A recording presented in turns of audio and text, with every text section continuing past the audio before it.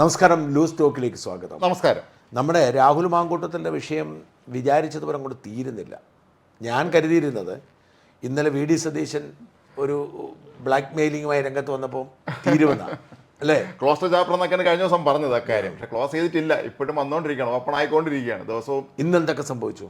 ഇത് പ്രധാനമായും കൃഷ്ണകുമാറിൻ്റെ പേരിലാണ് ആരോപണം വന്നത്. BJP സംസ്ഥാന കോർ കമ്മിറ്റി അംഗമായ ഏറ്റവും പ്രധാനപ്പെട്ട പാലക്കാട് നേതാവായ കൃഷ്ണകുമാറിൻ്റെ പേരിൽ പീഡന കേസ് വന്നു എന്ന് പറഞ്ഞാണ് ഇന്നിപ്പോൾ ആദ്യത്തെ പൊട്ടിച്ചത്.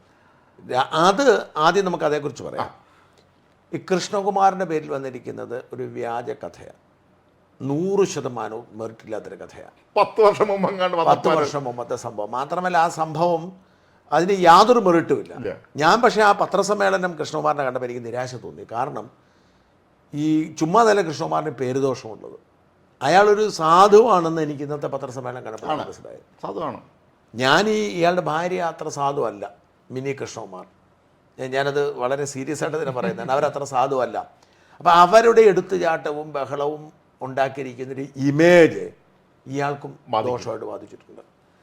വാസ്തവത്തിൽ ഈ 101% അയാൾ ക്ലിയറാണ് വിഷയത്തിൽ. അതായത് അയാളുടെ കുടുംബത്തിലൊരു പ്രശ്നം, സ്വത്ത് തർക്കം. ഈ സ്വത്ത് തർക്കത്തിൻ്റെ പേരിൽ അതിൻ്റെ കാരണം ആ കുടുംബത്തിൽപ്പെട്ട ഒരാൾക്ക് കിട്ടേണ്ട സ്വത്ത് കൊടുത്തില്ല. അദ്ദേഹത്തിന് കിട്ടിയത് എനിക്കറിയത്തില്ല എന്തുകൊണ്ടാണ്. അവരുടെ പേരിൽ അവരൊരു വിക്ടിം വിജാതീയ വിവാഹം നടത്തി അല്ല. പക്ഷേ എൻ്റെ ചോദ്യം, എനിക്കൊരു സംശയം വരുന്നത്, ഞാനിപ്പോൾ ഇന്ന് രണ്ടാമത് അന്വേഷിക്കുമ്പം അവരുടെ പേരിൽ ഒരു ഇരയായിട്ടൊരു FIR ഇല്ല. അപ്പോൾ പിന്നെ എന്തിനാണ് നമ്മൾ അവരുടെ പേര് പറിച്ചു വെക്കുന്നത് എനിക്കറിയത്തില്ല. അവരുടെ പേരിൽ FIR, അവർ ഇരയായൊരു FIR ഉണ്ടെങ്കിൽ മാത്രമേ ഈ അവരുടെ പേര് മറച്ചു വയ്ക്കാൻ നിയമവിരുദ്ധമായ പ്രശ്നമുള്ളൂ. അതുകൊണ്ട് ഞാൻ പറഞ്ഞത് കൃഷ്ണകുമാറിൻ്റെ ഭാര്യ മിനിയുടെ സഹോദരി, ഇവർ 2 സഹോദരിമാരാണ്. ഈ സഹോദരി മറ്റൊരു വിവാഹം കഴിച്ചു, ഒരു മുസ്ലിം ചെറുപ്പക്കാരനെ കല്യാണം കഴിക്കുന്നു. അതോടെ കുടുംബത്തിൽ നിന്ന് അകന്നു പോകുന്നു. ഈ കുടുംബത്തിൽ നിന്ന് അകന്നു പോയ പശ്ചാത്തലത്തിൽ എന്താ സംഭവിച്ചിരിക്കുന്നത് വെച്ചാൽ, എനിക്ക് ഇന്നിപ്പോൾ രാവിലെ എനിക്ക് ഇൻഫർമേഷൻ കിട്ടിയ ആളുകളൊക്കെ പറഞ്ഞത്, ആദ്യം എന്നെ കോൺടാക്ട് ചെയ്ത ആളുകളൊക്കെ, ഇപ്പോൾ നമ്മുടെ സന്ധ്യ അടക്കമുള്ളവരൊക്കെ പറഞ്ഞത് എന്തോ സംഘത്തോടുള്ള താല്പര്യം കൊണ്ട് മാത്രം അവർ പരാതിപ്പെടാതെ സംരക്ഷിച്ചു എന്നൊക്കെ. പക്ഷേ അതൊന്നും വാസ്തവമല്ലെന്ന് മനസ്സിലായി. അപ്പം അപ്പൻ ഈ സ്വത്ത് കൊടുക്കണ്ടെന്ന് വെച്ചാൽ അപ്പന് മിനി കൃഷ്ണകുമാർ മാത്രം സ്വത്ത് കൊടുക്കുന്നു. സ്വാഭാവികം അടിയും ബഹളം ഉണ്ടാവുന്നു, കേസ് കൊടുക്കുന്നു, കൃഷ്ണകുമാറിനെ പ്രതി ചേർക്കുന്നു. ആ കേസിൻ്റെ അകത്താണ് ഈ പീഡന ഉൾപ്പെടുത്തിയിട്ടുള്ളത്. പോലീസ് ആ കേസ് അന്വേഷിച്ചിട്ട് പീഡനം നിലനിൽക്കാത്തത് കൊണ്ട് അത് ഒഴിവാക്കി. ഈ പെൺകുട്ടിയുടെ അച്ഛൻ തന്നെ വന്ന് മൊഴി കൊടുത്തു. അങ്ങനെ ആ കേസിൽ നിന്ന് ഇവർ കുറ്റവിമുക്തരായി. അതേ കാര്യം പറഞ്ഞു വീണ്ടും ഒരു പരാതി കൂടി കൊടുത്തിട്ട് 2015-ലും 2020-ലും ഇപ്പം വീണ്ടും ഒരു 25 പരാതി കൊടുത്തിട്ടാണ് ഇത്. അതാണ് VD സതീശൻ ഉദ്ദേശിച്ച് ബോംബെങ്കിൽ കഷ്ടം. ചീറ്റിപ്പോയി. ഈ ഓരോ സംസ്ഥാന പ്രസിഡന്റ് BJPക്ക് വരുമ്പോഴും അവർക്ക് പരാതി കിട്ടുമെന്നാണ് തോന്നുന്നത്. അല്ല, ഞാൻ ഇന്ന് രാവിലെ സംസ്ഥാന പ്രസിഡന്റ് ഓഫീസുമായി ബന്ധപ്പെട്ടിരുന്നു. പക്ഷെ അവർ വളരെ ഈ BJPയുടെ ഇപ്പോഴത്തെ സംസ്ഥാന നേതൃത്വം ഭയങ്കര നന്നായി വർക്ക് ചെയ്യുന്നൊരു ഏറ്റവും ഓർഗനൈസ്ഡ് ആയിട്ടുള്ളൊരു സംവിധാനം. ഇപ്പോൾ എൻ്റെ 2 അനുഭവം പറയാം. ഞാൻ തന്നെ സൂചിപ്പിച്ചു, നമ്മുടെ ഈ വെള്ളരിക്കുണ്ടില്ലേ, കാസർഗോഡ് വെള്ളരിക്കുണ്ടിൽ ഒരു കർഷക സമരം നടക്കുന്നുണ്ട്. കഴിഞ്ഞ കുറേ കാലമായിട്ട് കർഷക സമരം നടക്കുകയാണ്. ആ കർഷക സമരത്തിന് നേതൃത്വം കൊടുക്കുന്നവരെ എന്നെ വിളിച്ചിട്ട് പറഞ്ഞു, എല്ലാ പാർട്ടി നേതാക്കളെയും കണ്ടുവരുന്ന കൂടെ BJP പ്രസിഡന്റിനെ കാണാനായിട്ട് താല്പര്യമുണ്ട് എന്ന് പറഞ്ഞു. ഞാൻ അദ്ദേഹത്തിന് മെസ്സേജ് ഇട്ടു. ആ സെക്കൻഡ് തന്നെ അദ്ദേഹം ഡൺ എന്നിട്ടിട്ട് ഷോൺ ജോർജിനെ കോർഡിനേറ്റ് ചെയ്യിപ്പിക്കാൻ പറഞ്ഞു. അപ്പോൾ തന്നെ അദ്ദേഹം ഷോൺ ജോർജിനോടും പറഞ്ഞു ഇതൊന്ന് കൈകാര്യം ചെയ്യാൻ പറഞ്ഞു. ഷോൺ ജോർജിനോട് ഞാൻ കണക്ട് ചെയ്ത് കൊടുത്തു. ആ ഷോൺ ജോർജ് അവർ തമ്മിൽ സംസാരിച്ചു. വിഷയം ഷോൺ ജോർജ് മനസ്സിലാക്കി അപ്പോയിൻമെൻറ്റ് കൊടുത്തു. പെട്ടെന്ന് എല്ലാം കാര്യങ്ങളും നടന്നു. അപ്പോൾ എൻ്റെ പ്രശ്നം എന്ന് വെച്ചാൽ ഇദ്ദേഹത്തിന് ഇതിനു വേണ്ടി സമയം കളയേണ്ട. ഷോൺ അത് എന്താണെന്ന് പഠിച്ചിട്ട് അദ്ദേഹത്തെ ബ്രീഫ് ചെയ്യും. ഷോൺ ജോർജും ഉണ്ടാവും ഈ മീറ്റിങ്ങിൽ, കാര്യങ്ങൾ മനസ്സിലാവും. അതേസമയം ഇതുപോലെ തന്നെ മറ്റൊരു സാഹചര്യമുണ്ട്. എന്നെ ഈ മലബാറിൽ നിന്ന് ഒരു ദേവസ്വത്തിൻ്റെ, ഒരു സർക്കാർ ദേവസ്വം, ഒരു സ്വകാര്യ ദേവസ്വത്തിൻ്റെ ചുമതലപ്പെട്ട ഒരാളെന്നെ വിളിക്കുന്നു. അവർക്ക് 30-35 ക്ഷേത്രങ്ങളുണ്ട്. അതിലൊരു ക്ഷേത്രം CPM പിടിച്ചെടുത്തു. സ്വകാര്യ ദേവസ്വത്തിന് ഇത്രയും ക്ഷേത്രങ്ങൾ? അങ്ങനെ ഒരുപാട് ദേവസ്വങ്ങളുണ്ട്. അതിലൊരു ക്ഷേത്രം CPM പിടിച്ചെടുത്തു. അപ്പം ബാക്കി പല ക്ഷേത്രങ്ങളുണ്ട്. ഈ ക്ഷേത്രങ്ങളൊക്കെ നഷ്ടപ്പെടുന്ന അവസ്ഥയിലാണ്. ഈ CPMൻ്റെ പ്രഷറും സർക്കാരിൻ്റെ മലബാർ ദേവസ്വം ബോർഡ് ചേരണം എന്നാണ് അവരുടെയൊക്കെ വാദം. അപ്പോൾ അതിലെന്തെങ്കിലും ചെയ്യണമെന്ന് പറഞ്ഞു. ഞാൻ അപ്പം തന്നെ ഇദ്ദേഹത്തിന് മെസ്സേജ് അയച്ചു. രാജീവ് ചന്ദ്രശേഖരൻ മെസ്സേജ് അയച്ചു. രാജീവ് ചന്ദ്രശേഖരൻ അപ്പം തന്നെ എന്നോട് പറഞ്ഞു ശങ്കുറ്റി ദാസിനെ ബന്ധപ്പെടാൻ പറഞ്ഞു. ശങ്കുറ്റി ദാസിനെ കോൺടാക്ട് ചെയ്തു. അവരെ തമ്മിൽ കോൺടാക്ട് ചെയ്യിപ്പിച്ചു. ശങ്കുറ്റി ദാസ് അവരുടെ വിഷയം പഠിക്കുന്നു. എന്നിട്ട് രാജീവ് ചന്ദ്രശേഖരൻ ബ്രീഫ് ചെയ്യുന്നു. എനിക്ക് ആ ഒരു രീതി ഇഷ്ടമാണ്. അപ്പം ഞാൻ പ്രൊഫഷണൽ ആണല്ലോ, അപ്പം തന്നെ കമ്മ്യൂണിക്കേറ്റ് ചെയ്യും. അതായത് ഞാൻ രാജീവ് ചന്ദ്രശേഖർക്ക് മെസ്സേജ് അയച്ച് ഷോൺ ജോർജിനെ വിളിക്കുമ്പോൾ ഷോൺ പറയുന്നത് എന്നോട് രാജീവ് സാർ പറഞ്ഞതാണ് പറയുന്നത്. ഞാൻ രാജീവ് ചന്ദ്രശേഖർ മെസ്സേജ് അയച്ച് 10 മിനിറ്റ് കഴിഞ്ഞ് ശംഖുവിനെ വിളിക്കും, അദ്ദേഹം പറഞ്ഞാൽ എന്നെ വിളിച്ചിരുന്ന പറയുന്നത്. അതൊരു കോർപ്പറേറ്റ് സ്ഥാപനത്തിന് സിഇഒമാരെ പോലെ ആയിരിക്കണം നമ്മളെ നേതാക്കന്മാർ പെരുമാറേണ്ടത്. അതല്ല പഴയ തലമുറയിലെ രാഷ്ട്രീയം ഒന്നും കൊണ്ട് നടക്കും. ഞാൻ പറഞ്ഞേക്കാം, ഞാൻ നോക്കാം പരിഗണിക്കാമെന്ന് പറഞ്ഞ് കളഞ്ഞിട്ട് ഒരു കാര്യമില്ല ഇനി. അപ്പം ഞാൻ ചോദിച്ചപ്പം അവർ ഈ കേസ് കൈകാര്യം ചെയ്തു. എന്നോട് പറഞ്ഞു കേസ് പരാതി കിട്ടിയിട്ടുണ്ട്, ഞങ്ങൾ അന്വേഷിക്കുന്നു എന്ന് പറഞ്ഞു. അല്ലാതെ അവരതിൻ്റെ അകത്ത് ന്യായീകരിക്കാതെ പോലെ. പിന്നീട് കൃഷ്ണകുമാർ പുറത്തു വന്നപ്പോഴാണ് നമുക്ക് മനസ്സിലാവുന്നത് ഇതിനകത്ത് യാതൊരു മെറിറ്റുമില്ല. കൃഷ്ണകുമാർ വാർത്താ സമ്മേളനം നടത്തിയത് നിഷേധിക്കാനുള്ള ആർജവം കാണിച്ചു എന്നുള്ളത്. പക്ഷേ കൃഷ്ണകുമാറിന്റെ പത്രസമ്മേളനം പരാജയമായിരുന്നു. അയാൾ ആ പത്രസമ്മേളനം നടത്തിയതുകൊണ്ട് അയാൾക്ക് പറയാൻ പറ്റും. ഇവന്മാർ ചോദിക്കുന്ന പത്രക്കാരന്മാർ പിണറായിയോടോ CPM-നോട് ചോദിക്കത്തില്ല, BJP-ക്കാരോ കോൺഗ്രസ്സുകാരാണ് ഇവന്മാർ പിന്നാലെ നടത്തും. പക്ഷെ കൃഷ്ണകുമാറിനെ പറഞ്ഞ് കൺവിൻസ് ചെയ്യാൻ പറ്റിയില്ല. ഈ കാര്യങ്ങൾ പറയുമ്പം എങ്ങനെയാണെന്നുള്ള കാര്യം ഇവന്മാരുടെ ഈ ജഡ്ജി രീതിയിലുള്ള ചോദ്യങ്ങൾക്ക് മുമ്പിൽ പിടിച്ചു നിൽക്കാനായിട്ട് കൃഷ്ണകുമാറിന് കഴിഞ്ഞില്ല. എന്തൊരു വൃത്തിയുടെ ചോദ്യങ്ങളാണ് അവന്മാർ ചോദിക്കുകയാണ്. അതിൻ്റെ അകത്ത് നിങ്ങൾ സെക്ഷൽ അബ്യൂസ് കേസിൽ ക്ലിയർ ചെയ്തിട്ടില്ലല്ലോ. സെക്ഷൽ അബ്യൂസ് കേസ് ഇല്ലാത്ത കേസ് എങ്ങനെ ക്ലിയർ ചെയ്യുന്നത്? കോടതിയിൽ വന്നിരിക്കുന്ന സ്വത്ത് തർക്കമാണ്, പരാതി പോലീസ് എടുത്തിട്ടില്ല. ഇനി ജഡ്ജിമെന്റിന്റെ അകത്ത് ഇല്ലല്ലോ. അടുത്ത ഒരുത്തൻ്റെ ചോദ്യം സ്വാഭാവികം. രാജ്മോഹൻ ജഡ്ജിമെന്റിന്റെ അകത്ത് എഴുതുന്ന ജഡ്ജാണ് തീരുമാനിക്കുക എന്തൊക്കെ. 10 വർഷമാണ് നിങ്ങളുടെയൊക്കെ പഴയ ഒരു മെമ്പറായിരുന്ന അർജുൻ ദാസിനെതിരെ ഞാൻ കേസാണ്. പത്തനംതിട്ടക്കാരൻ, അവന് മണൽ മാഫിയ മണ്ണ് മാഫിയ രാജാവാണ്, മഹാ ഉടായ്പ്. അപ്പോൾ അവൻ എനിക്കെതിരെ കൊണ്ട് കേസ് കൊടുത്തു. നമ്മൾ നല്ല ഭംഗിയായിട്ട് കേസ് നടത്തി. അവൻ്റെ എല്ലാ വാദങ്ങളും പൊളിഞ്ഞു. അവന് ഒരു തെളിവ് പോലും ഇല്ല. അവനെ ഞാൻ പറഞ്ഞ വാർത്ത 100% ശരിയാണെന്ന് തെളിഞ്ഞു. ജഡ്ജി കേസ് കൈകാര്യം ചെയ്ത മജിസ്ട്രേറ്റ് വളരെ ചീഫ് ജുഡീഷ്യൽ മജിസ്ട്രേറ്റ് വളരെ സന്തോഷത്തോടു കൂടിയാണ് കണ്ടത്. അപ്പോൾ നമ്മൾ അടിപൊളിയായിട്ടൊരു വിധി വരുമെന്ന് ഓർത്തു. പക്ഷേ മജിസ്ട്രേറ്റ് തീരുമാനിച്ച് കേസ് തെളിഞ്ഞിട്ടില്ല, അതുകൊണ്ട് കേസ് തള്ളിയെന്ന് പറഞ്ഞ് വിധി എഴുതി. അത്ര എഴുതാൻ നമുക്ക് പറയാൻ പറ്റും. ഫുള്ള് കഥ എഴുതുന്നത് നമുക്ക് ആവശ്യപ്പെടാം. ഇത് പോരാ, നിങ്ങൾ ഇതിനകത്ത് അവനെതിരെ കുറേ പരാമർശം നമുക്ക് തീരുമാനിക്കാം. ജഡ്ജി ഒരു പേജിൽ ജഡ്ജിമെന്റ് എഴുതി. ആ ജഡ്ജിമെന്റിനകത്ത് ഒരു കാര്യത്തിലേക്കും കടന്നിട്ടില്ല. എന്ത് ചെയ്യാൻ പറ്റും? നമ്മളെന്തിനാണ് അവൻ ചെയ്ത കേസ് തെറ്റാണെന്ന് തെളിഞ്ഞു, നമ്മളെ കുറ്റവിമുക്തനാക്കി. പക്ഷേ ജഡ്ജും എങ്ങനെ എഴുതണമെന്ന് ജഡ്ജിമെന്റ് തീരുമാനിക്കും, ജഡ്ജാണ് തീരുമാനിക്കുന്നത്. നമ്മുടെ മാധ്യമപ്രവർത്തകർ പലപ്പോഴും നിയമപരമായ വിഷയങ്ങൾ ഒന്നും അറിയത്തില്ല, പലർക്കും അറിയില്ല. ഞാൻ ഞാൻ ജോലിക്ക് ഒരിക്കൽ ഒരു ജില്ലയിൽ നിന്നുള്ള ലേഖനം വിളിച്ച് പറഞ്ഞു തൂക്കെല്ലാം വിധിച്ചതാണ്. ചീഫ് ജുഡീഷ്യൽ മജിസ്ട്രേറ്റ് CJM കോടതി തൂക്കെല്ലാം വെച്ചതാണ് വിളിച്ചു പറഞ്ഞത്. നമ്മൾ പിന്നെ അങ്ങോട്ട് അയാളപ്പുറത്ത് പറഞ്ഞ് കൺവിൻസ് ചെയ്യേണ്ടി വന്നു. CJM അല്ല തൂക്കെല്ലാം വിധി, സെഷൻസ് ആണെന്ന് പറഞ്ഞപ്പോൾ അറിയില്ല അവർക്ക്. അല്ല, ഈ ജഡ്ജ് എന്ന് പറഞ്ഞപ്പോൾ നമ്മൾ പറഞ്ഞില്ലേ, ജഡ്ജ് ഇതൊക്കെ പോലും വ്യത്യാസമാണ്. ജഡ്ജ് എന്ന് പറയത്തില്ല, അത് ഈ താഴത്തെ കൊണ്ട് മജിസ്ട്രേറ്റ് എന്ന് പറയത്തുള്ളൂ. അതെ, മുകളിലേക്ക് ഒരു ജഡ്ജ് ആവുന്നു, സബ് ജഡ്ജ്, പിന്നെ അങ്ങോട്ട് പോകും. ജസ്റ്റിസ് എന്ന് വരെ വിളിക്കുമെന്ന് എനിക്ക് തോന്നുന്നില്ല. ഹൈക്കോടതി ജഡ്ജിമാരെ മാത്രമേ വിളിക്കൂ. ഹൈക്കോടതി സുപ്രീം കോടതി, അതെ, ജസ്റ്റിസ്. അപ്പം എനിവേ, അപ്പം അത് ചീറ്റിപ്പോയി ഫസ്റ്റ് തിങ്. ഇനി രണ്ടാമത്തേത്, അപ്പം അതെനിക്ക് തോന്നുക, പക്ഷെ അതല്ല ബോംബെന്നാണ് സതീശൻ പറയുന്നത്. പറയേണ്ട അദ്ദേഹത്തിന്റെ ആവശ്യമാണല്ലോ. അതെ, എനിക്ക് തോന്നുന്നത് ഈ ബോംബ് എന്ന് പറഞ്ഞ് സതീശൻ വന്നപ്പം സന്ദീപ് മുതലെടുത്താണോ എന്ന് എനിക്ക് സംശയമുണ്ട്. സന്ദീപിനെ സംബന്ധിച്ചിടത്തോളം സന്ദീപിന് കടുത്ത ശത്രുതയാണ് ഈ കൃഷ്ണകുമാറിനോട്. ഈ കൃഷ്ണകുമാറിൻ്റെ വിഷയത്തിൽ ഇടപെട്ടതാണ് സന്ദീപിന് പുറത്തു പോകേണ്ടി വന്നത്. ആ ഇലക്ഷൻ സമയത്ത് ചെന്നില്ല എന്ന പ്രശ്നമൊക്കെ ഉണ്ടല്ലോ, അതാണ്. അപ്പം എനിക്ക് തോന്നുന്നു, അതുകൊണ്ടാണ് തോന്നുന്നു പാലക്കാട് ഇവർ രണ്ടുപേരും തമ്മിലുള്ള പ്രശ്നം വലിയൊരു തർക്കം, ഒരു വലിയ വിഷയം തന്നെയായിരുന്നു പാലക്കാടിൻ്റെ. എനിവേ, പക്ഷെ അവിടെ കഴിയുന്നില്ല.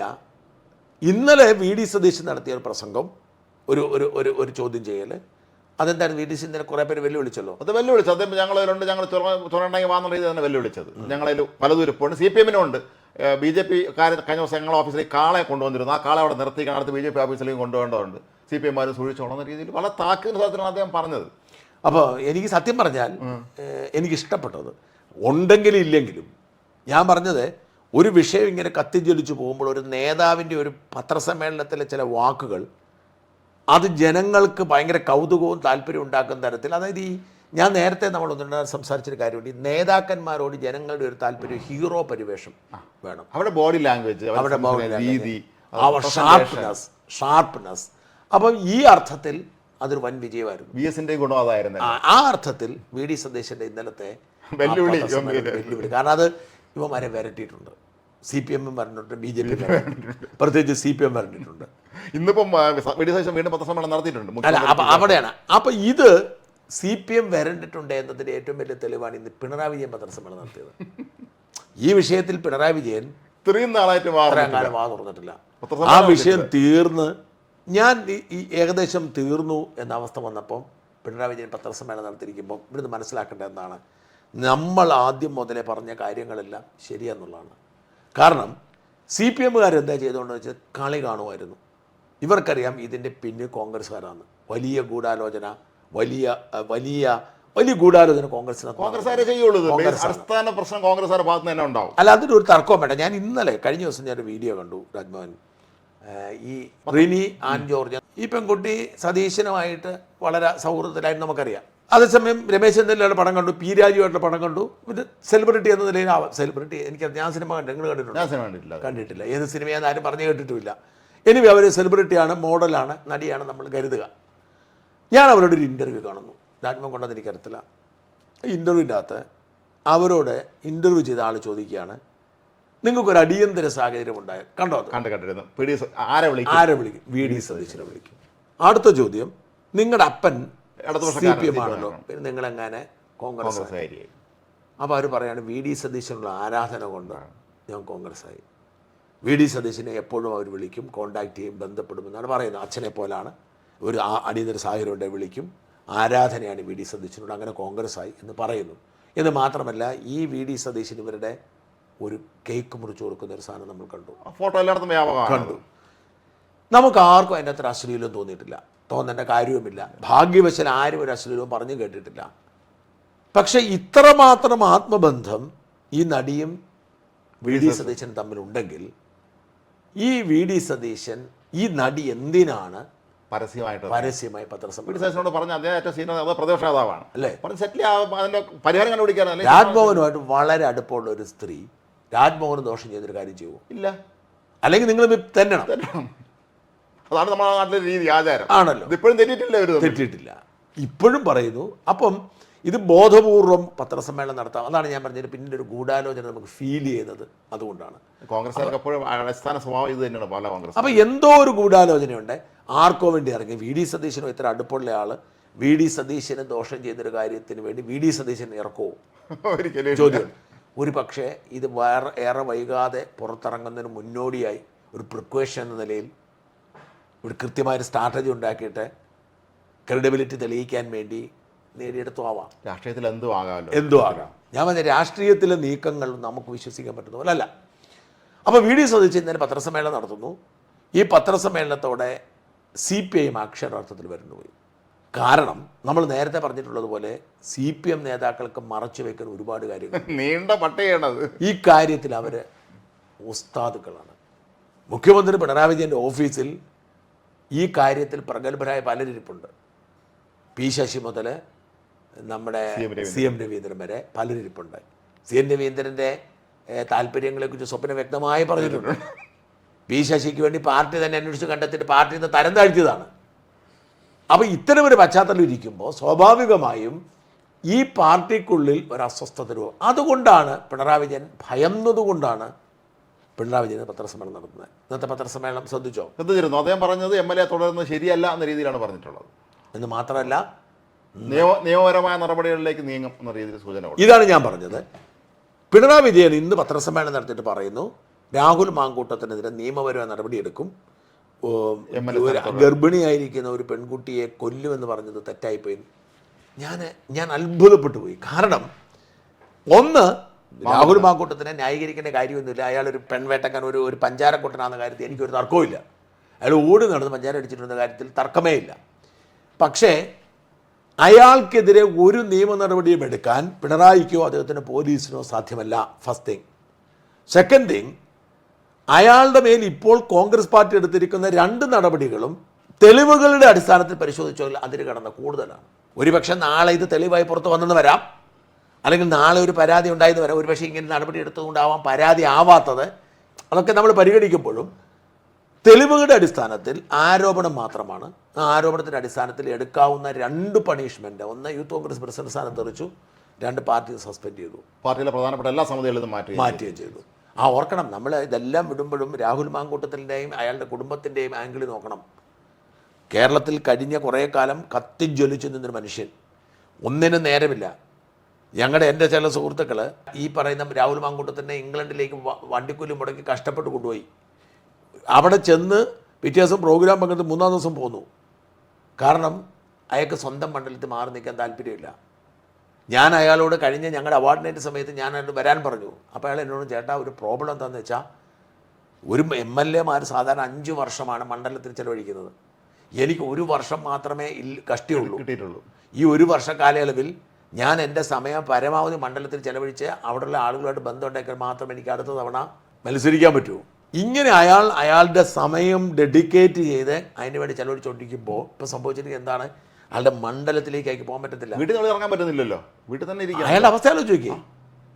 സ്വന്തം വീട്ടിലിരിക്കുകയാണ് ഒരാൾ, അയാളുടെ മണ്ഡലത്തിലേക്ക് പോകാൻ പറ്റുന്നില്ല, ഒരു ഔദ്യോഗിക പരിപാടിയിലും പങ്കെടുക്കാൻ പറ്റുന്നില്ല. ഒരു വ്യക്തി എന്ന നിലയിൽ, ഒരു പൊതുപ്രവർത്തനം എന്ന നിലയിൽ അയാൾ എത്തപ്പെട്ടിരിക്കുന്ന ഒരു വല്ലാത്ത അവസ്ഥയുണ്ട്. അടുത്ത തവണ അയാൾക്ക് സീറ്റ് കിട്ടുമോ? അതല്ല, എത്രയോ സമിതികളിൽ പങ്കെടുക്കേണ്ട ഒരാളാണ് MLA. അവിടുത്തെ വികസനങ്ങളുമായി ബന്ധപ്പെട്ട് വിവിധ വകുപ്പുകളുടെ MLA പങ്കെടുക്കേണ്ട ഒരുപാട് സമിതികളുണ്ട്. അതിലൊന്നും പങ്കെടുക്കാൻ കഴിയുന്നില്ല. അടിസ്ഥാനപരമായി ഇത് മണ്ഡലത്തെ ബാധിക്കും. മണ്ഡലത്തെ ബാധിക്കും ആണല്ലോ. അടിസ്ഥാനം ഒരു മണ്ഡലത്തിലെ കോൺഗ്രസിനെ ബാധിക്കും. കോൺഗ്രസ് പാർട്ടി ഒരു MLA കൊണ്ട് കൊടുത്തിട്ട് ഒരു MLA കൊണ്ട് അയാൾ രാജിവെച്ചിട്ട് പോയി. രണ്ടാമത് വേറൊരു MLA കൊണ്ട് കൊടുത്തിട്ട് അയാൾ സ്വന്തം മണ്ഡലത്തിലേക്ക് തിരിച്ചു വരാൻ മേത്ത സാഹചര്യത്തിൽ വീട്ടിൽ കുത്തിയിരുന്ന അടുത്തത് കോൺഗ്രസ് വോട്ട് ചെയ്യാൻ പറ്റുമോ? എന്ത് ന്യായം പറയും? അപ്പോൾ ഇനി അയാളുടെ അവസ്ഥ ആലോചിച്ച് നോക്കും. അതായത് ഭീകര തിരക്കിൽ ജീവിച്ചൊരു മനുഷ്യൻ വീട്ടിൽ നിന്ന് ഇറങ്ങാൻ കഴിയാതെ കഴിയാണ്. അയാളുടെ അമ്മയുടെ അവസ്ഥ ആലോചിച്ച് നോക്കൂ. അയാൾക്ക് 4 വയസ്സുള്ളപ്പോൾ അയാളുടെ അച്ഛൻ മരിച്ചു പോയതാണ്. ആ അമ്മയാണ് അവനെ താലോലിച്ച് വളർത്തി ഇത്രയാക്കി അഭിമാനത്തിലിരുന്നവനാണ്.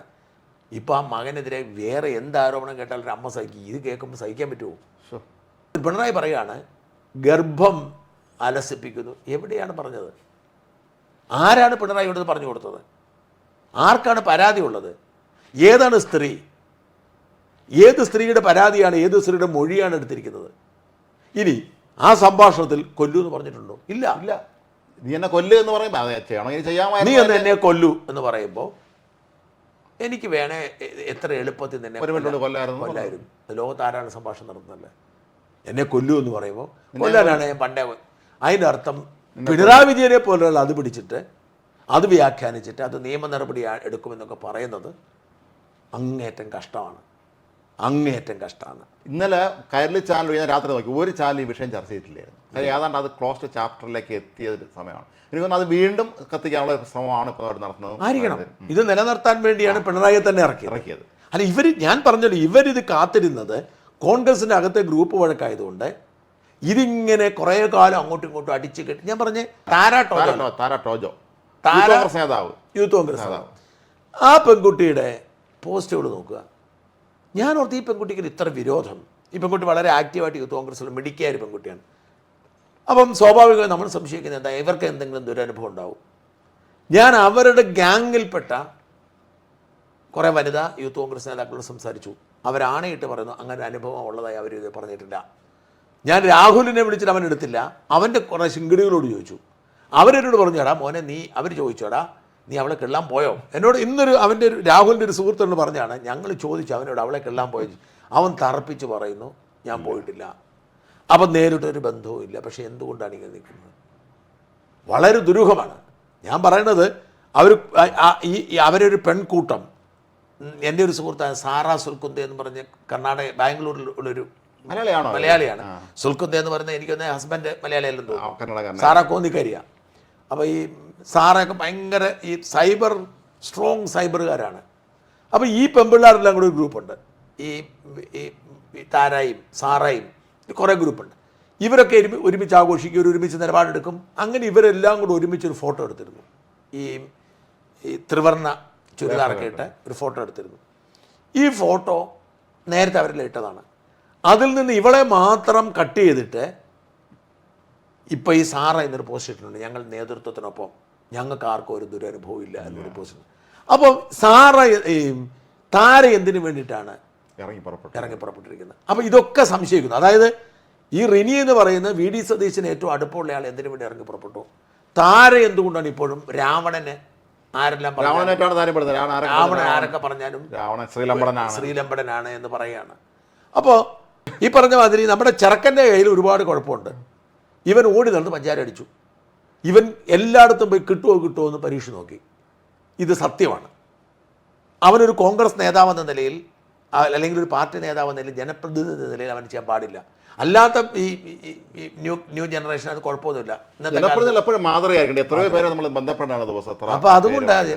പക്ഷേ അവനെതിരെ പരാതിപ്പെടാൻ ഒരു പെണ്ണുമില്ല. കാരണം ഒരു പെണ്ണിനെ അവൻ ബലാത്സംഗം ചെയ്തിട്ടില്ല, ഒരു പെണ്ണിൻ്റെ താല്പര്യമില്ലാതെ സംസാരിച്ചിട്ടില്ല. ഇതാണ് യാഥാർത്ഥ്യം. പക്ഷേ എങ്കിൽ പോലും ഗൂഢാലോചന നടന്നിരിക്കുന്നു. ഇവരുടെ ഇടയിലെല്ലാം വലിയ ഗൂഢാലോചന നടക്കുന്നു. ഈ ഗൂഢാലോചനയുടെ തുടർച്ച കാണാൻ വേണ്ടി കാത്തിരിക്കുന്നു പിണറായി വിജയൻ. നമ്മളിടയ്ക്ക് ഒരു ലൂസ് ടോക്ക് ചർച്ചയിൽ ജയസകലിനെ കുറിച്ച് നല്ല അഭിപ്രായം പറഞ്ഞിരുന്നല്ലോ. കൃത്യം നമ്മൾ പിറ്റേന്ന് രാവിലെ ആളോട് വിളിച്ചു, അയാൾ കോൺഗ്രസ്സുകാരനാണെന്ന് പറഞ്ഞു. നിങ്ങൾ ചർച്ചയിൽ ജയസകലിനെ കുറിച്ച് നല്ല അഭിപ്രായം, എന്നാൽ ഞാൻ പറഞ്ഞു തരാമെന്ന് പറഞ്ഞുകൊണ്ട് അയാൾ നല്ലതല്ല എന്ന് പറഞ്ഞു, രാഹുലിനേക്കാൾ അപകടകാരിയാണെന്ന് പുള്ളി വളം വയ്ക്കാൻ തുടങ്ങി അങ്ങോട്ട്. ഈ ജയസകലിനെ കുറിച്ച് എന്നോടും കുറേ പേര് അതിന് ശേഷം നല്ല മോശം വിളിച്ചത്. അപ്പോൾ ഇതൊരു സംഘടിത പരിപാടി, നമ്മളെ ഫോണിലാണ് വിളിച്ചത്. കുറേ വളം വെച്ച ഒരാൾ, നിങ്ങൾ അന്വേഷിച്ച് നോക്കുമെന്നൊക്കെ പറഞ്ഞു. അയാൾ ഫോൺ വെച്ചു. ഈ തമ്പാനൂറുള്ളൊരു യൂത്ത് കോൺഗ്രസ്സുകാരൻ, അവൻ്റെ പേര് ഞാൻ ശ്യാം. ശ്യാം തമ്പാൻ. അവനൊക്കെ എന്നെ വിളിച്ചിട്ട് പറഞ്ഞു, ചേട്ടാ നിങ്ങൾ തെറ്റിദ്ധരിപ്പിക്കപ്പെട്ടിരിക്കും, നിങ്ങളുടെ വാർത്ത അറിയാവുന്നതാണോ പയ്യനെ? എനിക്കറിയില്ല, ആരെന്നറിയില്ല, അയാളോട് വിളിച്ചിരുന്നു, നമുക്കറിയില്ല ആരാന്നുള്ളത്. അപ്പം നിങ്ങൾ വിചാരിക്കുന്നത്. അപ്പം പിന്നെ വേറൊരു വസ്തുതയാണ്, നമുക്ക് ഇവരെ ഒന്നും അറിയാൻ പറ്റത്തില്ല. കാരണം ഞാനൊരു കാര്യം പറഞ്ഞു, രാജ്മോഹൻ, ഇതിനകത്ത് യഥാർത്ഥ വിക്ടിം ഞാനാണ്. ഈ വിഷയത്തിലെ യഥാർത്ഥ വിക്ടിം ഞാനാണ്. കാരണം എന്താ വെച്ചാൽ ആ പയ്യനൊരു ഭയങ്കര നല്ല പയ്യനാണെന്നും, ഈ നമ്മുടെ നിരന്തരമായി നല്ല പയ്യനാണെന്നും മിടുക്കനാണെന്നും അവനൊരു മുഖ്യമന്ത്രി പോലും ആകുമെന്നും ഞാൻ അങ്ങ് ധരിച്ചുപോയി. നമ്മളൊരു ആനുകൂല്യം കൈപ്പറ്റിയിട്ടില്ലാത്തത് കാരണം നമുക്ക് ഇപ്പോൾ തലയുയർത്തി നിൽക്കാം.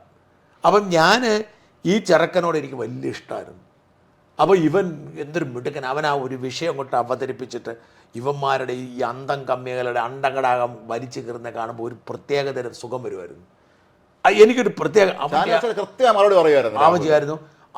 എനിക്ക് അവന് വലിയ ഇഷ്ടമായിരുന്നു. അപ്പം ഇവൻ സുന്ദരനാണ്, മിടുക്കനാണ്, ഇവനോട് പെൺപിള്ളേർക്കൊക്കെ ഇഷ്ടം കാണുമെന്ന് ഊഹിക്കാം നമുക്ക്. പക്ഷേ ഇവൻ ഈ ഓടി നടന്ന് ഈ എന്താ പറയുക കലാപരിപാടി ആയിരുന്നുള്ള കാര്യം നമുക്ക് വിശ്വസിക്കാൻ പ്രയാസമുണ്ട്. ഞാൻ ഈയിടയ്ക്ക് ഒരു പുസ്തകം വായിച്ചിരുന്നത്, അത് ഇദ്ദേഹത്തെ കുറിച്ചാണ്, നമ്മുടെ ഫിറോസ് ഗാന്ധിയെ കുറിച്ചാണ്. ഫിറോസ് ദ ഫൊർഗോട്ടൺ ഗാന്ധി എന്നാണ്. അതിന് രസകരമായ ഒരു കാര്യം പറയുന്നുണ്ട്. ജവഹർലാൽ നെഹ്റു ജയിലിൽ കിടക്കുന്ന സമയത്ത് അദ്ദേഹത്തിൻ്റെ ഭാര്യ കമലാ നെഹ്റു അവർ സുഖമില്ലായിരുന്ന ഒരു സ്ത്രീയാണ്. അവരെക്കുറിച്ച് വളരെ മോശമായ രീതിയിൽ അവിടെ അലഹബാദിലെല്ലാം ഈ ചുവരെഴുത്തുകൾ പ്രത്യക്ഷപ്പെട്ടു. എല്ലായിടത്തും അന്തക്കാലം ചുവരെഴുത്താണ്. അപ്പോൾ നെഹ്റു ജയിലിൽ അദ്ദേഹം അറിഞ്ഞു. അദ്ദേഹത്തിൻ്റെ വിശ്വസ്തരെ വിളിച്ചിട്ട് ആരാ എന്താണെന്ന് അന്വേഷിക്കാൻ പറഞ്ഞു. അന്വേഷിച്ചിട്ട് അവരിത് ആരാണ് എന്നുള്ളത് കൃത്യം അദ്ദേഹത്തിന് റിപ്പോർട്ട് കൊടുത്തു. ഇതിന് നേതൃത്വം കൊടുത്ത യോഗ്യന്മാരിൽ 2 പേര് പിൽക്കാലത്ത് ഇന്ദിരാഗാന്ധിയുടെ മന്ത്രിസഭയിൽ അംഗങ്ങളായിരുന്നു. കോൺഗ്രസ് നേതാക്കന്മാർ. അതാണ് ആ പാവസ്ത്രീ, അവർക്ക് ഇതുമായിട്ട് ഒരു ബന്ധമില്ല. അവരൊരു സാധാരണക്കാരി, അവർ വീട്ടിൽ നെഹ്റുവിൻ്റെ ഭാര്യയായിപ്പോയി എന്നുള്ളത് കൊണ്ട് മാത്രം ഈ സ്വന്തം പാർട്ടിക്കാർ ആ സ്ത്രീയെക്കുറിച്ച് മോശം എഴുതി ജോലിയെല്ലാം ഒട്ടിച്ചു എന്നാണ്. ഇതാണ് കോൺഗ്രസ്.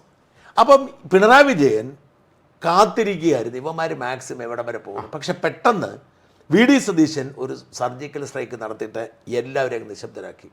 ഇന്നലത്തെ ആ VD സതീശൻ്റെ രംഗപ്രവേശനം ഭയങ്കരമായിരുന്നു. ആ പെട്ടെന്ന് BJP ലെവലിൽ ചർച്ച വന്നു, ചർച്ച മാറിപ്പോകുന്നു. ചാനൽ ചർച്ചകളെല്ലാം അവിടുന്ന് വിടുന്നൊരു സാഹചര്യം ഉണ്ടായപ്പോൾ പിണറായി പ്രത്യക്ഷപ്പെട്ടു. കാരണം CPIM എന്ന് പറയുന്ന രാഷ്ട്രീയ പാർട്ടിക്ക് നിലനിൽക്കണമെങ്കിൽ ഒരു തെരഞ്ഞെടുപ്പ് സമയത്ത് ഒരു പെണ്ണ് കേസ് വേണം. എല്ലാ ലക്ഷണം പെണ്ണ് കേസ് ഉണ്ടല്ലോ, നമ്മൾ ആലോചിച്ച് നോക്കിയാൽ. ആ പെണ്ണ് കേസിൻ്റെ നിർവൃതിയിലേക്ക് പൊതുജനങ്ങൾ മാറുമ്പോഴാണ് ഇവരുടെ തട്ടിപ്പും വെട്ടിപ്പും എല്ലാം ജനം ചർച്ച ചെയ്യാതാവും. ജനത്തിന് ഞാൻ ചോദിക്കട്ടെ, ഒരു പെണ്ണ് കേസ് കൊണ്ട് മറുവശത്തിൽ അഴിമതി ഉണ്ടെങ്കിൽ ജനത്തിന് 87 തങ്കമണി കേസ്, 96 സൂര്യലി കേസ്. ഈ തങ്കമണി കേസ് എന്ന് പറഞ്ഞാൽ രസമാണ്. തങ്കമണി എന്നൊരു സ്ത്രീ ഒന്നുമില്ല, സ്ഥലമാണ്. പക്ഷെ തങ്കമണി എന്ന് പേരുള്ളത് കാരണം സ്ത്രീ അങ്ങനെ വേറെ തെറ്റിദ്ധരിപ്പിച്ചവരുണ്ട്. സ്ത്രീയെ പഠിപ്പിച്ചു എന്ന് പറഞ്ഞു. Thankamani, Suryanelli, Jisha, ice cream parlour case, എല്ലാ ലക്ഷണം കൃത്യം ഒരു പെണ്ണ് കേസ് കണ്ടെത്തും. അപ്പൊ ഈ പെണ്ണ് കേസിന്റെ പ്രത്യേകത എന്ന് വെച്ചാൽ ഈ പെണ്ണും ക്രൈമൂടെ ഒരുമിച്ച് ചേരുന്നിടത്ത് ബഹുജനത്തിന് വലിയ ഇഷ്ടമാണ്. അപ്പോൾ ഈ പെണ്ണും ക്രൈമൂടെ അങ്ങോട്ട് ചേരുന്ന ആ ഫോർമുലയ്ക്കകത്തേക്ക് ബഹുജനം ആറാടി കഴിയുമ്പോൾ ഈ അഴിമതിയോടൊരു താല്പര്യമില്ലാതെ, അഴിമതിയൊക്കെ എന്താ കേൾക്കട്ടെ, സാധാരണ. അപ്പോൾ ഈ ഒരു സിറ്റുവേഷൻ ഉണ്ടാക്കിയെടുക്കേണ്ടത് ഇവരുടെ ആവശ്യമാണ്. കാരണം ഇവരുടെ അഴിമതിയും ഇവരുടെ തട്ടിപ്പും ഇവരുടെ കാര്യക്ഷമതയില്ലായ്മ മറച്ചു വെക്കണം. അത് മാത്രമല്ല, ഇവർക്ക് വലിയ സൈബർ സംവിധാനമുണ്ട്. ഈ സൈബർ സംവിധാനത്തിൽ ഇവർക്ക് നുണ പ്രചരിപ്പിക്കാൻ എളുപ്പമാണ്.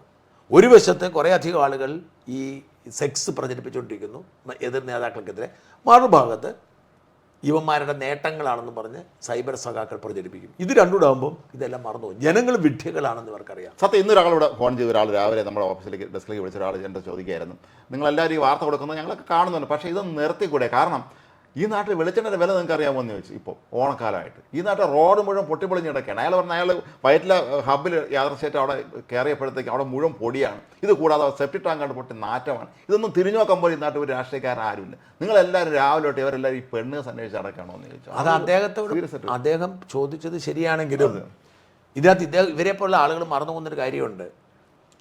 വളരെ ശരിയായ കാര്യമാണ്. പക്ഷേ മാധ്യമങ്ങളെന്ന് പറയുന്നത് ഇപ്പോൾ ചാനലുകളായിക്കോട്ടെ, ചാനലുകൾ റേറ്റിങ്ങിന് വേണ്ടി, പത്രങ്ങൾ മാക്സിമം വായനയ്ക്ക് വേണ്ടിയിട്ടാണ്. അപ്പം ഒരാൾ ഈ പറഞ്ഞ സെപ്റ്റി ടാങ്കിൻ്റെ പുറകെയും വൈറ്റിലെ ഹബിൻ്റെ പുറകെയും പോയി കഴിഞ്ഞാൽ ആരും നോക്കത്തില്ല. ഞാൻ ഈ വിഷയത്തിൽ കാണുന്ന ഏറ്റവും വലിയ ഒരു ദുരന്തം എന്ന് പറയുന്നത് റിപ്പോർട്ടർ ചാനലിൻ്റെ ഒരു ഇടപെടലാണ്. അപ്പോൾ രാജ്മോഹൻ ആലോചിക്കും. ഞാൻ ഇന്ന് മുതിർന്ന ചില മാധ്യമ പ്രവർത്തകരോട് ചോദിച്ചു. ഇപ്പോൾ ഏഷ്യാനെറ്റിലെ വിനുവിനോട് ഞാൻ സംസാരിച്ചു. വിനു പറഞ്ഞൊരു സാഹചര്യമുണ്ട്. സാധാരണഗതിക്കാണെങ്കിൽ ഏഷ്യാനെറ്റ് ഈ വിഷയം ചെറുതായിട്ട് സ്പർശിച്ചു പോകത്തുള്ളൂ, ഇത് ഒരിക്കലും ചർച്ച ചെയ്യത്തില്ല. ഈ വിഷയം ഒരിക്കലും ആ ടെലിഫോൺ സംഭാഷണം, ആധികാരികമല്ലാത്ത ആ ടെലിഫോൺ സംഭാഷണം സംപ്രേഷണം ചെയ്യത്തില്ല. പക്ഷേ ഇപ്പോഴത്തെ സ്ഥിതി എന്താണെന്ന് വെച്ചാൽ മത്സരത്തിൻ്റെ കാലത്ത് അങ്ങനെ ചെയ്താൽ റിപ്പോർട്ടർ ചാനൽ ഇതുകൊണ്ട് പോകും. കാരണം വഴിയെ പോകുന്ന എല്ലാ അനുകൂലത്തുകളും റിപ്പോർട്ടർ ചാനൽ പിടിക്കുന്നു, എല്ലാം ബിഗ് ബ്രേക്കിംഗ് കൊടുക്കുന്നു. എന്നിട്ടില്ലെങ്കിൽ അവർ ഉണ്ടാക്കുന്നു. അതായത് അവർ വ്യാജ വാർത്തകൾ സൃഷ്ടിച്ച് ജനങ്ങളെ അവർ ഹൈജാക്ക് ചെയ്ത് റാങ്കിങ് നിൽക്കുമ്പോൾ മത്സരമല്ലേ. അപ്പം ഞാൻ ചോദിക്കട്ടെ, നമ്മൾ വൈറ്റ് ഹബിനെ കുറിച്ച് പറയാം, മാലിന്യത്തെക്കുറിച്ച് പറയാം, പക്ഷെ ആരും വായിക്കും? ആരും കാണയില്ല. എത്രയോ ജനകീയ വിഷയങ്ങൾ ഞാൻ കൊണ്ടുവന്നിട്ടുണ്ട്, ആർക്കും കാണാൻ താല്പര്യമില്ല, ഓടുകയില്ല. നമ്മുടെ വീഡിയോ കൊടുത്ത് ആരും കാണില്ല. അപ്പം പിന്നെ ജനങ്ങൾ ഇത് ആഗ്രഹിക്കാത്തത് കൊണ്ടാണ് ഈ പറയുന്ന പലരും ചോദിക്കുന്ന ചോദ്യത്തിന് ഉത്തരം ഇതാണ്. പലരും ചോദിക്കാറുണ്ട്, നിങ്ങൾ എന്താണ് ഈ 100,000 വിഷയം. ജനങ്ങൾക്ക് ഇത് കേൾക്കാൻ താല്പര്യമില്ല. അവർക്ക് താല്പര്യം ഈ ഇക്കിളിക്കഥകളാണ്. ആ ഇക്കിളിക്കഥകളിലൂടെ മെറിറ്റ്, ഈ മാർക്ക് റേറ്റിംഗ് കൂട്ടാൻ റിപ്പോർട്ടർ ചാനൽ ശ്രമം നടത്തിക്കൊണ്ടിരിക്കും. മറ്റ് ചാനലുകൾക്ക് അത് ചെയ്യാതിരിക്കാൻ പറ്റത്തില്ല. പത്രങ്ങൾ അതേ നിലപാട് തന്നെയാണല്ലോ തുടരുന്നത്. പത്രങ്ങൾക്ക് വരേണ്ടി വരുന്നു. പത്രങ്ങളൊന്നും ഒരിക്കലും ഇങ്ങനെ എടുക്കത്തില്ലായിരുന്നു. ഇത്ര ഇന്ന് കൊടുക്കുന്ന തലക്കെട്ടുകൾ നമ്മൾ ജോലി ചെയ്യുന്ന സമയത്ത് പറ്റത്തില്ല. അപ്പം ഈ ഒരു വല്ലാത്ത പ്രതിസന്ധിയിലേക്ക് പോകുന്നു. അവിടെ ഞാൻ പറഞ്ഞ പിണറായി വിജയൻ്റെ കാഞ്ഞ ബുദ്ധി നോക്കണം. ആ കാഞ്ഞ ബുദ്ധിയിൽ പിണറായി വന്നിട്ട് ആഞ്ഞടിക്കുകയാണ്, കേസെടുക്കുമെന്ന് പറഞ്ഞ് ഭയപ്പെടുത്തുകയാണ്. അവിടെ വീണ്ടും വിഷയമായി, ഇന്ന് ചർച്ചയായി. അപ്പോഴത്തേക്കും വീണ്ടും വി ഡി സതീശൻ ഇറങ്ങി. അത് കഴിഞ്ഞ് സന്ദീപ് വാര്യർ പത്രസമ്മേളനം നമ്മൾ ഇറങ്ങാൻ നേരത്ത് നടത്തിക്കൊണ്ടിരിക്കുന്നത്. സന്ദീപ് വാര്യർ പത്രസമ്മേളനം തന്നെ സന്ദീപ് വാര്യരുടെ മറ്റേ ആ ബോംബ് ചീറ്റിപ്പോയതിൻ്റെ വിഷമാണ്. ഈ സന്ദീപ് വാര്യർ ഇത്തവണയെങ്കിലും ഇത് ക്ലിക്കാവുമെന്ന് കരുതിയതാണ്, അത് ചീറ്റിപ്പോയതിൻ്റെ വിഷമാണ്. അപ്പം വി ഡി സതീശൻ്റെ പത്രസമ്മേളനം വളരെ സ്ട്രോങ് ആയി. ഞാൻ രണ്ടാമത്തെ പത്രസമ്മേളനം കണ്ടു. അപ്പോൾ വി ഡി സതീശൻ പറയുന്നത് CPM-ൻ്റെ പെണ്ണ് കേസിൻ്റെ കഥ മുഴുവൻ നിരത്തുകയാണ്. എന്നിട്ടും വി ഡി സതീശൻ പറഞ്ഞു ഇതൊന്നും അല്ല, ഇനിയും ബോംബ് വരാനുണ്ടെന്ന്. അപ്പോൾ ഈ ബോംബുകൾ ഇവരിങ്ങനെ ഇട്ട് രസിക്കുമ്പോൾ സംഭവിക്കാൻ പോകുന്നത് എന്താണെന്ന് വെച്ചാൽ, നിങ്ങൾ പറഞ്ഞ മാതിരി ജനങ്ങളുടെ ജിജ്ഞാസ വളരും, പെണ്ണുകേസിലേക്ക് ജനങ്ങൾ ചർച്ച മാറ്റും. പക്ഷേ യഥാർത്ഥ വിഷയങ്ങളെല്ലാം മാറിപ്പോകും, കംപ്ലീറ്റ് മുങ്ങിപ്പോകും. സാധാരണക്കാരായ മനുഷ്യരുടെ ജീവിതത്തെക്കുറിച്ചുള്ള ഒന്നും സംഭവിക്കാൻ പാടില്ല. ഇനി നിയമസഭ കൂടുമ്പോഴോ അവിടെ ഇതിൻ്റെ പേരുള്ള ബഹളമായിരിക്കില്ല, നിയമനിർമ്മാണം ഉണ്ടാവത്തില്ല. ഇല്ല, ദിവസം ബഹളമായിരിക്കും. ഇതിൻ്റെ പെണ്ണുകേസിൻ്റെ പേരിൽ അങ്ങോട്ടും ഇങ്ങോട്ടും ബഹളം നടക്കും. എനിക്ക് സങ്കടം തോന്നുന്നത്, ഇന്ന് യഥാർത്ഥത്തിൽ ഇന്നലെയും ഇന്നും ഒക്കെ നമ്മുടെ മാധ്യമങ്ങൾ ചർച്ച ചെയ്യേണ്ടത് നമ്മുടെ 50% താരിഫാണ്. ആ 50% താരിഫ് ഏർപ്പെടുത്തിക്കൊണ്ട് ഇന്ത്യയെ ശ്വാസം മുട്ടിക്കാൻ വേണ്ടി ട്രംപ് എന്ന് പറയുന്ന ഒരു വേട്ടവിളിയും കാട്ടിക്കൊണ്ടിരിക്കുന്ന വൃത്തികേടുകൾ ആരും ചർച്ച ചെയ്യുന്നില്ല. നമ്മൾ എത്ര സ്ട്രോങ് ആയിട്ടാണ് നമ്മൾ എത്ര അന്തസ്സുള്ള നിലപാടാണ് മോദി എടുത്തിരിക്കുന്നത്. എനിക്ക് മോദിയോട് ബഹുമാനം. പലരും പറയും എന്ത് സംഖ്യ വിളിച്ചാലും കുഴപ്പമില്ല, മോദിയോട് ബഹുമാനം തോന്നുകയാണ്. കാരണം ട്രംപ് വിളിച്ചിട്ട് 4 തവണ ഫോൺ എടുത്തില്ല. 4 തവണ. ചരിത്ര സംഭവമായിരിക്കും. അമേരിക്കൻ പ്രസിഡന്റ് ഒരാൾ വേറെ രാജ്യത്തെ ഭരണാധികാരി വിളിച്ച ഫോൺ എടുക്കായിരിക്കും. എല്ലാവരും വിറച്ചുണ്ടാക്കിയ ഫോൺ എടുക്കും. അതുകൊണ്ടാണ് അയാൾ കലിപ്പിൽ 50% ആക്കിയത്. അപ്പം യഥാർത്ഥത്തിലുള്ള കാര്യം, റഷ്യയുമായിട്ടുള്ള ബന്ധം നമുക്ക് അമേരിക്ക പറഞ്ഞ് നിർത്താൻ പറ്റത്തില്ല. അമേരിക്കയുടെ ആവശ്യമില്ലാത്ത ഉൽപ്പന്നങ്ങൾ ഇന്ത്യയിലേക്ക് ഇറക്കുമതി ചെയ്യാൻ പറ്റത്തില്ല. ഈ 2 കാര്യങ്ങൾ നമുക്ക് വിട്ടുവീഴ്ച ചെയ്യാൻ പറ്റത്തില്ല. പിന്നെ ഫോൺ കരിക്കില്ല എന്നുള്ളത്. എനിക്കതിനകത്ത് വിശദീകരണം ഏറ്റവും ഇഷ്ടപ്പെട്ടു. മോദിയുടെ സ്റ്റൈലല്ല ടെലിഫോണിലൂടെ വ്യാപാരം ചർച്ച ചെയ്യുന്നതെന്നാണ് വിശദീകരണം പറഞ്ഞത്. അതാണ് എൻ്റെ സ്റ്റൈല്. അപ്പോൾ ഈ രാജ്യത്തിൻ്റെ ആത്മാഭിമാനം ഉയർത്തിപ്പിടിച്ചുകൊണ്ട് മോദി എടുത്തിരിക്കുന്ന ആ സ്ട്രോങ് നിലപാടിനെ അഭിനന്ദിക്കേണ്ട, അല്ലെങ്കിൽ അതേക്കുറിച്ച് ചർച്ച ചെയ്യേണ്ട ഉത്തരവാദിത്വം മാധ്യമങ്ങൾ ഏറ്റെടുക്കുന്നില്ല. രാഹുൽ മാങ്കൂട്ടത്തിൽ എന്ന് പറയുന്ന ഒരാൾക്കെതിരെ നാഥനില്ലാത്ത ഒരാരോപണം ഉണ്ടാവുന്നു. ആ ആരോപണത്തിൽ ചുറ്റിപ്പറ്റി നമ്മുടെ മാധ്യമങ്ങൾ ഇങ്ങനെ പോവുകയാണ്. ഇത് അവസാനിക്കും തോന്നുന്നില്ലല്ലേ? ഇല്ല. ഇത് പിണറായി വിജയൻ കുത്തിപ്പൊക്കിയല്ലോ വീണ്ടും. പിണറായി രണ്ടും കൽപ്പിച്ചിറങ്ങിയത് അവസാനിക്കും തോന്നുന്നില്ല. കാരണം ഇത് ഇടതുപക്ഷത്തെ സംബന്ധിച്ചിടത്തോളം, CPM-നെ സംബന്ധിച്ചിടത്തോളം അവരുടെ തിന്മകൾ, കൊള്ളരുതായ്മകൾ, വൃത്തികേടുകൾ മറച്ചുവെക്കാൻ അവർക്കൊരു ഇരയെ കിട്ടണം. ആ ഇരയാണ് രാഹുൽ മാങ്കൂട്ടത്തിന്, ഇടതുപക്ഷത്തിന്. കോൺഗ്രസിനാണെങ്കിലും അവരുടെ അങ്ങോട്ടും ഇങ്ങോട്ടുള്ള തമ്മിലടിയിൽ അവർക്കും ഒരു ഇരയെ വേണം. ആ ഇരയാണ് രാഹുൽ മാങ്കൂട്ടത്തിൽ. BJP-ക്കാർ മാത്രമാണ് പിന്നെയും കുറച്ചുകൂടെ അങ്ങോട്ടും ഇങ്ങോട്ടും എന്താ ചെയ്യുന്ന തരത്തിലാണ് നിൽക്കുന്നത്. എന്തായാലും BJP-ക്കുള്ള ബോംബ് ചീറ്റിപ്പോയി. കാത്തിരിക്കാം രാഹുൽ മാങ്കൂട്ടത്തിൽ തുറന്നുവിട്ട കൊടുങ്കാറ്റ് അവസാനിച്ചിട്ടില്ല. മുതലെടുപ്പുകാർ രംഗത്തുണ്ട്. പിണറായി വിജയനാണ് ഏറ്റവും ഒടുവിൽ രംഗത്തെത്തിയിരിക്കുന്നത്. പിണറായി ചരിത്രത്തിലാദ്യമായാണ് ഇങ്ങനെ ഒരു പ്രതികാര ചരിത്രത്തിലാദ്യമൊന്നുമില്ല, പിണറായി പ്രതികാര വിചാരത്തിൻ്റെ ആളാണ്, വ്യക്തമാണ്. എന്തായാലും എന്താണ് ഇവർ ചെയ്യാൻ പോകുന്നത്, ഈ ശൂന്യതയിൽ നിന്നും ഇരുട്ടിൽ നിന്നും എന്താണ് രാഹുൽ മാങ്കൂട്ടത്തിനെതിരെ ചെയ്യാൻ പോകുന്നത് എന്ന് നമുക്ക് കാത്തിരുന്ന് കാണാം. നമസ്കാരം.